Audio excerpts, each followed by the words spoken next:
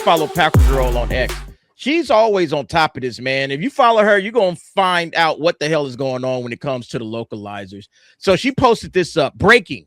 Crunchyroll localizers insert chud into You and I Are Polar Opposites anime English dub. So here's what the actual like subtitles would have read. It pains me, but I can't help overhearing. That's it. That's the statement. But the dub says, and now I'm eavesdropping on them like a total chud. Like, that's not what this dude is saying at all. What in the hell are y'all doing? That's all, DA. That's also straight up character assassination because the dude is just like, sometimes you can't help it. You're in a classroom, everyone's talking, and like you chance upon a conversation. Like, I don't want to listen to it, but I can't just magically turn my ears off. But like, they're making him seem like as if he's a bad guy for having an ability. They're changing the character, right? They're changing. Oh, I'm a total chud. Like, wait, what? And then this guy just says, "I'm just so like whatever this, wherever this." I'm not sure because I haven't watched You and I Are Polar Opposites except for that first, whatever we saw at Anime Nights. But now he's saying, "I'm such a chud." And it's like, okay, obviously we know the type of idiots that are doing the dubs of this and the translations of this over there at Crunchyroll, man. They clearly have a problem, and they're trying to make this guy out to be some sort of a bad guy or whatever. I don't know if he's a bad guy or not, but this is absolutely retarded, and I'm tired of it. All right? I'm sick and tired of, Crunchyroll or whoever's doing the localization playing fast and loose. Just translate it directly as it should be in the original Japanese. I'm sick of this shit, but they keep doing it, man. And this is the reason that, a lot of people are just like, you know what? Screw it. Let's just go with AI.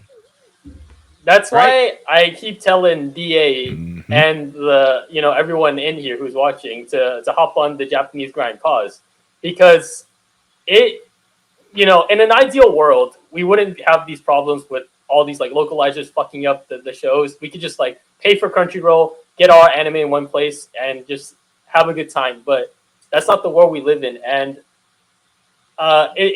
starting, the Japanese journey, it is difficult and it takes time. Sometimes it takes money if you want to take classes, and it takes a lot of effort because it's one of those difficult languages in the world. But it's been so liberating for me watching anime now. The more I learn, because now I don't have to be at the whim of some like idiot like localizer. I'm not just trusting their words. I also can trust my own intuition. Like, I'll see something on the screen and then it'll be like, hold on, that's not what I know. That's not what my teacher taught me. And that gets me thinking because I can see and then like I'll be able to understand the meaning even though they're trying to gaslight me, like you see in here. Right. Like if you're and I understand like there are people who only watch the dub, and that's also like, for better or for worse, that's a problem. Or that's just something that there are all of the Crunchyroll's anime base are dub watchers, and it sucks for these people because they're putting their trust in the localizer to deliver the author's true intent, and they're just fucking around like this. And some of them like they're for it, and those guys can. I don't have any nice words for them either, but. Just for like, the average anime fan who you see all this like culture war shit in the West, and then you escape to the East because like all they're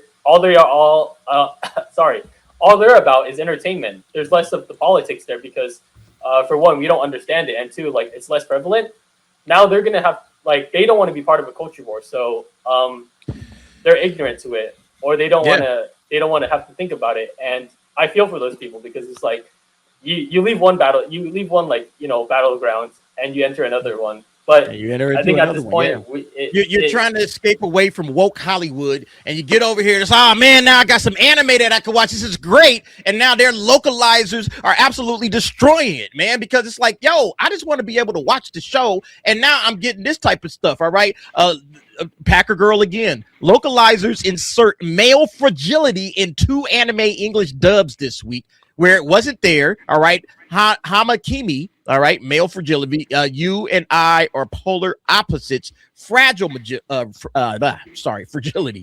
So here's what the original said in this Hama-Kimi.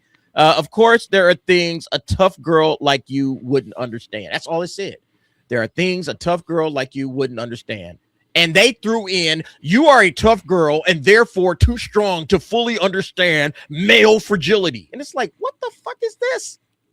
How do you translate what this dude actually said into that? Where's the fragility? Where did that come from? And then down here, male pride is such a pain. The dub says fragile masculinity added again. We just need to get Hama-Kimi on this one, have her take care of this, because she's already said that this is not what she's standing for. She's basically said that we're gonna fight this, and that's what needs to happen. Yeah, this is ridiculous. This shit's annoying. This is absolutely ridiculous, man. So yeah, to that point, all right. Here's the next step. AI manga translation company Mantra has now partnered with Shueisha, Kadokawa, Shogakukan, and Square Enix. It translates tens of thousands of manga pages per month using ChatGPT. After human editors revise the output, Mantra is also involved in Vietnamese One Piece. So they're saying, hey, let's let the AI translate the manga. And pretty soon it's going to be the exact same thing with anime. I'm pretty sure Mantra and all of these other companies are trying to figure that piece out, and especially Kadokawa, because they're a major anime studio. I'm pretty sure all of these cats are trying to figure it out. Hey, what's the next move? All right, let's just start working with this company to translate all of our, look, they're already translating manga using ChatGPT. And then they just have a human editor kind of go through, scrub it out, make sure, okay, that looks right. Okay. All right, cool. Send that page on. And there it is. And now all of these localizers, I guarantee you these localizers are going to be whining and they're going to be crying and they're going to be bitching and they're going to be moaning. And I'm going to say, you did it to yourself. All you had to do was just translate exactly what the Japanese was. And everybody would have just kept you at, all right, cool. They doing a good job. Same thing with the voice actors, just translate. I mean, the voice actors are just reading scripts, you know, but I'm pretty sure that the voice actors probably got some sort of a say in it as well. Say, hey, man, you know, if I was a voice actor, I would be trying to learn Japanese. If I was a voice actor for anime, I would be trying to learn Japanese so I know exactly what they're saying. I'm lazy. And I got a story about it. I got a story about this, you know, and not all voice actors are complicit in this, but I remember one of the voice actors in the Dan Da Dan dub, he deliberately advocated for a changing of a line, and you know, you can argue whether it's right or not, but because the joke in Japanese was like had something to do with the balls, he turned it into a D's nuts joke. He proposed that they turned it into a D's nuts D's joke. nuts. And D's whether we agree with, yeah, exactly. But so it's like, you know, even though these voice actors are reading the scripts, like some of them, like they have their own opinions on this too. Some of them are enabling this stuff. And you know, I was watching one of your old videos, DA, about Gail Simone and how you talked about all these like comic writers who aren't even like fans at all. And I don't know about Gail Simone. I think she has some knowledge, but you were talking about in general these MCU writers. They come on a product, they destroy it, and then they don't learn anything from it. They move on to the next product because they don't really care about this. Yep. They care about their careers. And even, you know, I think although they're gonna fight against it for as long as they can, I think eventually some of these localizers are going to take the positions of those like manga editors who get the translation from the AI, and then they make little adjustments to it. I think that's where they're gonna go. Like, you know, they're gonna fight it to a point, and then they're just gonna accept that they have to adapt. And I'm wondering like how we navigate that once they become like the arbiters of like who edits the AI. Well, I think the main problem here is that some of these voice actors are led by like that one guy who used to work at Marvel, who said, "Hey, yeah, if a fan comes to us trying to work for Marvel with the MCU, that's a big red flag." And I'm wondering if that's what's going on in some of these. Yeah, I'm wondering if that's going on in some of these localizers. Probably. Yeah, probably. So look. AI is here. All right, localizers, they better figure it out fast, man, because the AI is here. And if the AI takes your job, you're not going to get one teardrop out of my eye. I'm going to laugh, as a matter of fact, and I'm going to celebrate it